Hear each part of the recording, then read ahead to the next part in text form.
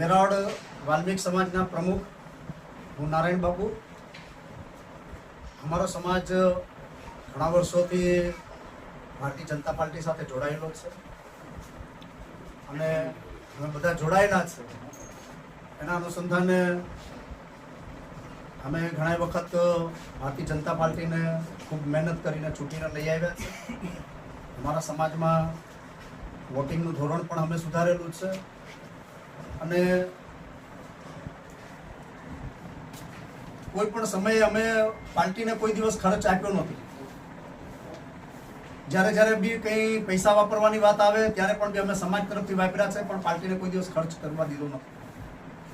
પણ આજે છેલ્લા ઘણા સમયથી અમે અગાઉ એક હડતાળ પણ કરી હતી અમારા કર્મચારીઓને કાયમી કરવા માટે। એ સિવાયના ઘણા બધા મુદ્દા હતા, એ કોઈ એક પણ મુદ્દો અમારો પાસ થયેલો નથી।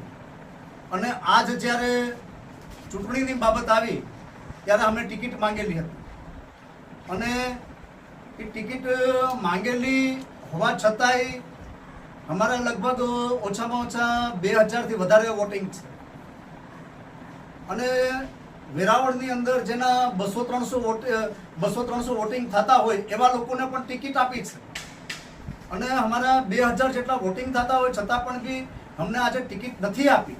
એના કારણે થઈને અમારો સંપૂર્ણ વાલ્મીક સમાજ આક્રોશમાં આવ્યો છે અને એના આક્રોશના કારણે જેટલા પણ બી વાલ્મીક સમાજના વેરાવળ વાલ્મીક સમાજના જેટલા પણ બી લોકો ભારતીય જનતા પાર્ટી સાથે જોડાયેલા છે એ લોકોએ સામૂહિક